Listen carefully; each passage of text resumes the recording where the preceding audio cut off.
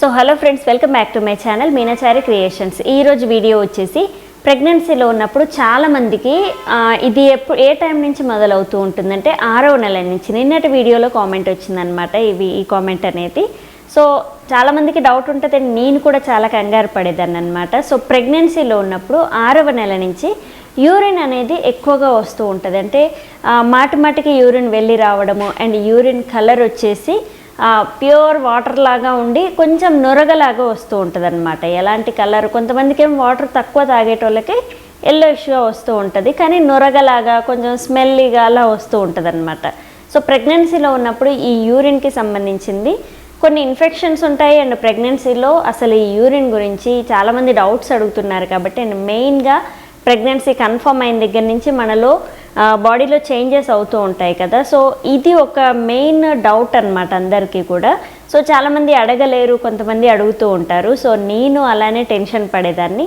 నాకు చూసిన డాక్టర్ ఏమో ఫస్ట్ గైనిక్ జెంట్స్ డాక్టర్ అనమాట. ఇలాంటివన్నీ చెప్పుకోలేకపోయి ఇంకా చాలా టెన్షన్ పడుతూ ఉండేదాన్ని అనమాట. సో ఇలా ఎందుకు అవుతూ ఉంటుంది ఏంటి అనేది మా పెద్దవాళ్ళని అడిగితే అప్పుడు చెప్పారనమాట. సో దాని గురించే నేను ఈరోజు ఈ వీడియోలో మీకు క్లియర్గా ఎక్స్ప్లెయిన్ చేస్తాను. సో ప్రెగ్నెన్సీలో ఉన్నప్పుడు మాటికి యూరిన్ ఎందుకు వస్తుంటుంది అనేది ఫస్ట్ తెలుసుకుందాం. సో మాటికి యూరిన్ ఎందుకు వస్తూ ఉంటుందంటే, సో గర్భాశయం ఉంటుంది కదా, గర్భాశయం కిందనే కొంచెం దగ్గరగా, అంటే గర్భాశయం పెద్దగా అవుతున్న కొద్దీ ఆ ప్రెజర్ అంతా కూడా బిడ్డ పెరిగే కొద్దీ ఆ బరువు అంతా కూడా కిందనే యూరిన్ బ్యాగ్ అనేది ఉంటుందన్నమాట. సో ఆ యూరిన్ బ్యాగ్ మీద మన బిడ్డ బరువు అంతా కూడా పడుతూ ఉంటుంది. అంటే ఇట్లా బేబీ బరువు పెరిగే కొద్దీ, అంటే కొంతమందికి ఏమో 3rd మంత్ నుంచే యూరిన్ మాటికి రావడం మొదలవుతూ ఉంటుంది, కొంతమందికి ఏమో 6 months నుంచి, కొంతమందికి ఇంకా ఎండింగ్లో అయితే అసలు ఆపుకోలేమన్నమాట. మాటికి 5 నిమిషాలకు ఒకసారి వెళ్ళి రావాల్సి వస్తూ ఉంటుంది. సో ఇలాంటివన్నీ ఎందుకు అవుతూ ఉంటాయంటే, బిడ్డ బరువు పెరిగే కొద్దీ మన బిడ్డ బరువు అంతా కూడా యూరిన్ బ్యాగ్ మీద పడుతూ ఉంటుంది. కాబట్టి ఆ ప్రెజర్కి యూరిన్ మాటికి వస్తున్న ఫీలింగ్ వస్తూ ఉంటుంది అండ్ వెళ్తూనే ఉంటాం అన్నమాట. యూరిన్ కూడా మాటికి ఎక్కువ క్వాంటిటీనే వస్తూ ఉంటుంది. సో ఇదంతా కూడా కామనే ప్రెగ్నెన్సీలో.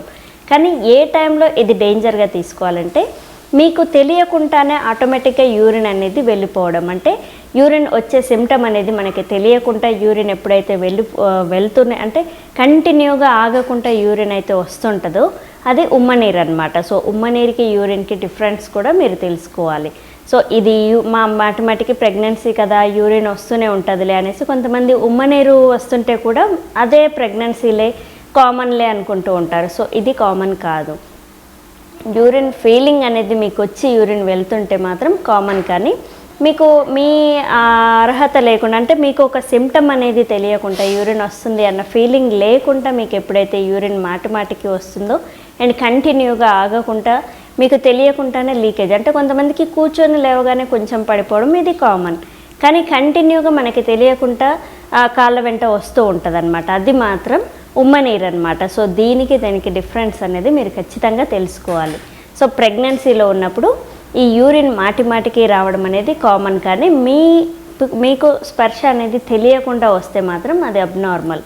సో ఖచ్చితంగా మీరు వెంటనే హాస్పిటల్కి వెళ్ళాల్సిన సిమ్టమ్ అనమాట అది.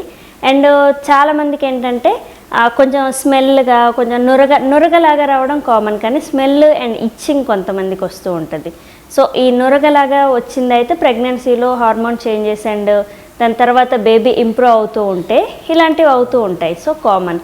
కానీ మనకి ఎప్పుడైతే స్మెల్ వచ్చి అండ్ కలర్ కొంతమందికి ఎల్లో కలర్గా వస్తుంటుంది, వైట్ కలర్లో అంటే వాటర్ కలర్లో అలా వస్తే మాత్రం నార్మల్. కానీ ఎల్లో కలర్లో వస్తే అది పర్వాలేదు, మీరు వాటర్ తక్కువ తాగుతున్నారని అర్థం. కొంతమందికి ఏంటంటే ఐరన్ ఇంజెక్షన్ వేయించుకొని రాగానే రెడ్గా వస్తూ ఉంటుంది. సో అది బ్లీడ్ కాదు, just iron injection. And iron మనం బుడ్డి పెట్టించుకుంటాం కదా, సో బ్లడ్ తక్కువ ఉందనేసి పెడుతూ ఉంటారు ఐరన్వి.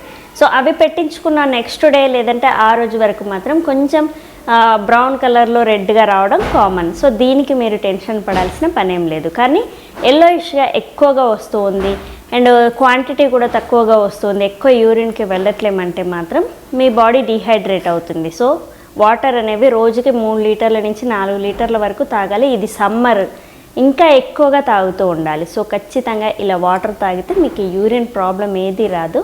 ఎక్కువగా రావడం కామన్, కానీ అసలు వెళ్లకుండా ఉండొద్దు. మాటికి వస్తుందని కొంతమంది వాటర్ కూడా తక్కువ తాగుతూ ఉంటారు, అలా అస్సలు చేయొద్దు.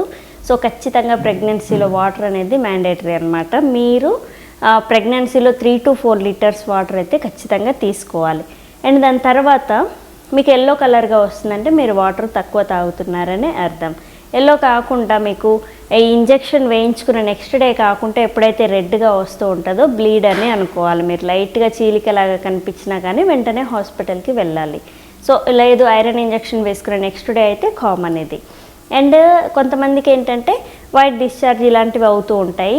మాటికి యూరిన్ ఇలా రావడం and white discharge and itching రావడం ఇలాంటివి ఉంటే మాత్రం ఒక్కసారి యూరిన్ టెస్ట్ అనేది మీరు చేయించుకోవాలి. ప్రెగ్నెన్సీలో ఇన్ఫెక్షన్స్ వస్తూ ఉంటాయన్నమాట. వైట్ ఎక్కువ అయితే కూడా ఇన్ఫెక్షన్ ఉన్నట్టు, ఇది బేబీ దాకా వెళ్ళిపోతూ ఉంటుంది ఇన్ఫెక్షన్ అనేది. సో కొంచెంలో ఉన్నప్పుడే మీరు కంట్రోల్ చేసుకొని వెంటనే ట్రీట్మెంట్ తీసుకుంటే కంప్లీట్గా తగ్గిపోతుంది. కానీ మాటికి యూరిన్ రావడం అనేది కామన్. సో దీన్ని కంట్రోల్ చేసుకోవడానికి ఎలాంటి ట్రిక్స్ ఉండవు. వాటర్ అయితే ఎక్కువ తాగాలి, తాగకుండా ఉండి కంట్రోల్ అయింది అనుకోవద్దు. సో వాటర్ ఎక్కువ తాగుతూనే ఉండాలి, మాటికి వెళ్ళి వస్తూనే ఉండాలి. అండ్ యూరిన్ పాస్ చేసేటప్పుడు మెయిన్గా ప్రెగ్నెన్సీ వాళ్ళు కంప్లీట్గా కిందికి కూర్చోవద్దు. అంటే మామూలుగా ఇండియన్ టాయిలెట్స్ ఉంటాయి కదా, ఇవి ఎక్కువగా యూజ్ చేయొద్దు. వెస్టర్న్ ఉంటే మాత్రం బెటర్. అండ్ వెస్టర్న్ లేదంటే కూడా జస్ట్ బెండ్ అయ్యి వెళ్ళాలి, కానీ కంప్లీట్గా కిందికి కూర్చోవడం లేవడం చేయొద్దు. మోషన్కి వెళ్ళినప్పుడు అయితే పర్వాలేదు, కానీ అది రోజుకి 1-2 సార్లు. కానీ మాటికి వస్తున్న దాన్ని మాత్రం మీరు అస్సలు కిందికి మొత్తం కంప్లీట్గా కూర్చొని వెళ్ళొద్దు.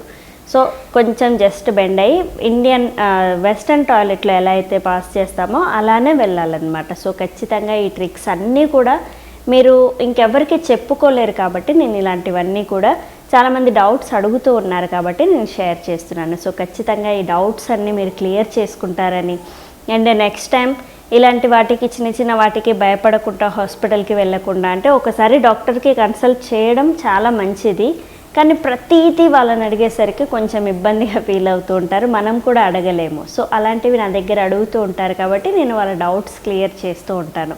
అలానే ఈరోజు ఈ టాపిక్ మీద మనకి ఈ కంటెంట్ అనేది దొరికింది. సో దీని మీద మనమైతే మాట్లాడుకున్నాం. సో యూరిన్ గురించి అండ్ యూరిన్ మాటికి రావడం, వాటి కలర్స్ అండ్ ఎలాంటి సందర్భంలో డేంజర్ అనేది, వీటన్నింటి గురించి అయితే ఈరోజు ఈ వీడియోలో మీకు క్లియర్గా ఎక్స్ప్లెనేషన్ అయితే ఇచ్చానని అనుకుంటున్నాను. సో ఖచ్చితంగా ఈ వీడియో అయితే మీకు నచ్చిందని అనుకుంటున్నాను. And thank you. Please subscribe my channel Meenachari creations. Thank you.